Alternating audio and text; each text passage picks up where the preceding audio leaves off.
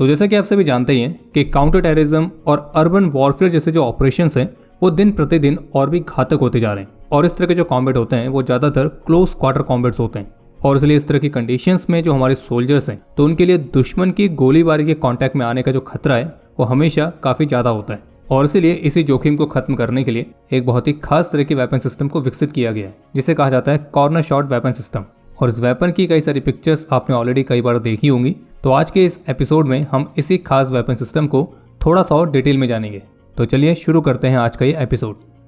Corner shot basically एक weapon accessory में आता है और ये टैक्टिकल ऑपरेशंस के लिए काफ़ी ज़्यादा यूजफुल है क्योंकि ये ऑपरेटर को कॉर्नर्स के चारों ओर देखने और इसके साथ साथ दुश्मन के किसी भी जवाबी हमले में खुद को एक्सपोज किए बगैर अपने टारगेट को शूट करने में भी ये मदद करता है। और इसी वजह से काउंटर टेररिज्म और अर्बन वॉरफेयर ऑपरेशंस के लिए दुनिया भर की स्पेशल फोर्सेस और स्वॉट टीम्स इस वेपन सिस्टम को प्राथमिकता देती हैं। और इस कॉर्नर शॉट वेपन सिस्टम का जो इतिहास है वो शुरू होता है 20वीं सदी से, जब इस तरह के वेपन सिस्टम को विकसित करने के कई सारे प्रयास किए गए थे, जैसे कि पेरिस्कोप राइफल जिसे वर्ल्ड वॉर 1 के ट्रेंच वॉरफेयर के दौरान इन्वेंट किया गया था और विशेष रूप से गैलीपोली कैंपेन के दौरान।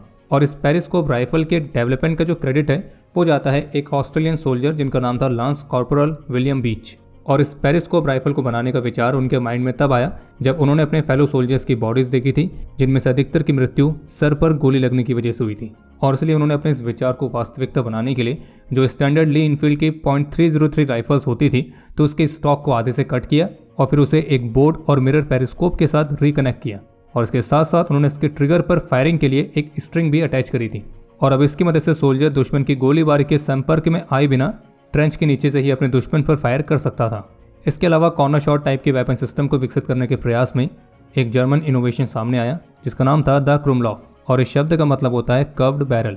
ये जर्मन्स का इनोवेशन था जिसमें एक मुड़ी हुई बैरल और पेरिस्कोप को स्ट्रमगेवेयर 44 असॉल्ट राइफल के साथ अटैच किया गया था। लेकिन ये इनोवेशन कामयाब नहीं हुआ बल्कि ये एक फेलियर साबित हुआ था। और ऐसा इसलिए था क्योंकि इसका जो बैरल था वो बहुत ही जल्दी खराब हो जाता था और इसके अलावा एक फुल फ्लेज्ड वॉर में इस तरह के हथियार पर भरोसा नहीं किया जा सकता था।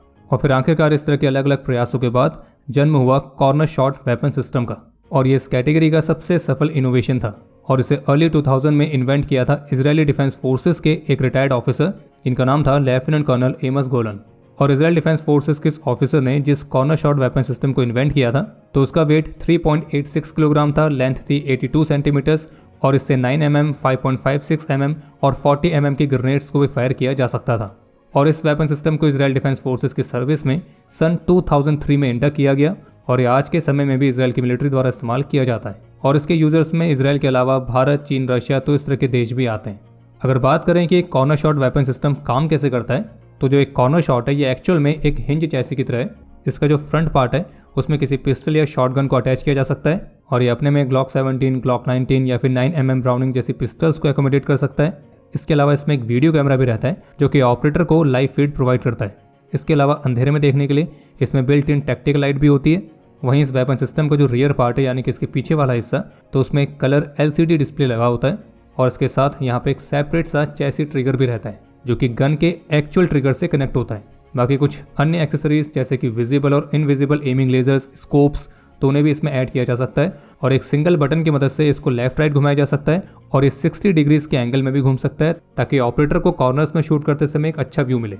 और एक सिंगल प्रेस से इसको इमीडिएटली फॉरवर्ड फायरिंग पोजीशंस के लिए भी लॉक किया जा सकता है। और एक counter terrorism operations, urban combat operations, anti hijacking operations, vehicle से शूटिंग के लिए, स्नाइपिंग, सर्विलियंस और हाउस इंटरवेंशन ऑपरेशंस तो इस तरह के अलग अलग एप्लीकेशंस में काफ़ी यूजफुल वेपन सिस्टम है। बाकी एक कॉर्नर शॉट वेपन सिस्टम वर्तमान समय में भारत की सिक्योरिटी फोर्सेस की सर्विस में मौजूद है। इसे भारत की स्टेट पुलिस की कई अलग अलग स्वॉट teams, NSG force, Mumbai police की फोर्स 1 कमांडोज, आर्मी की रास्ता राइफल्स और ऐसी अन्य अलग अलग स्पेशल फोर्सेस भी अपनी सर्विस में इस्तेमाल करती हैं। इसके अलावा इस कॉर्नर शॉट वेपन सिस्टम के मामले में भारत ने स्वदेशीकरण को भी प्राप्त किया है जिसके तहत DRDO लैबोरेटरीज ने एक त्रिकाल नाम के कॉर्नर शॉट वेपन सिस्टम को स्वदेशी तौर पर विकसित किया है जिसके ट्रायल्स इंडियन आर्मी की रास्ता राइफल्स द्वारा कश्मीर वैली में भी कंडक्ट किए गए थे। और DRDO की जो त्रिकाल कॉर्नर शॉट वेपन सिस्टम है तो वो 3 तरह के वेरिएंट्स के साथ आती है जिनमें आप 9 mm की पिस्टल, 5.56 mm की कार्बाइन और 40 mm under barrel grenade launcher को इस्तेमाल कर सकते हैं। इसके अलावा भारत की प्राइवेट फर्म जेन टेक्नोलॉजी ने भी शूट एज नाम के कॉर्नर शॉट वेपन सिस्टम को विकसित किया है जो कि DRDO लैबोरेटरी द्वारा बनाए गए कॉर्नर शॉट वेपन सिस्टम के मॉडल पर ही आधारित है। और इस मॉडल को सबसे पहले 2015 में इंटरनेशनल सिक्योरिटी एक्सपो के दौरान डेमोस्ट्रेट किया गया था। और बाकी इस बात में कोई डाउट नहीं है कि जो कॉर्नर शॉट वेपन सिस्टम है वो सोल्जर्स को एक बहुत ही कमाल का टैक्टिकल एडवांटेज ऑफर करता है और सोल्जर की प्रोटेक्शन को बनाए रखने के साथ साथ उसको सुपीरियर कैपेबिलिटीज़ भी प्रोवाइड करता है। और इसी वजह से वर्तमान समय में दुनिया भर के फोर्सेस के ये सबसे फेवरेट वेपन सिस्टम्स में से एक है। और बाकी इसी नोट के साथ हम इस वीडियो को समाप्त करते हैं। उम्मीद है आपको एपिसोड पसंद आया होगा। पसंद आए तो वीडियो को लाइक जरूर करें। कोई भी सुझाव या सवाल हो तो उसके लिए कमेंट सेक्शन ओपन है। और अगर आपने अभी तक चैनल को सब्सक्राइब नहीं किया है तो सब्सक्राइब जरूर करें। हम जल्द मिलेंगे नए एपिसोड के साथ। तब तक के लिए जय हिंद, जय भारत।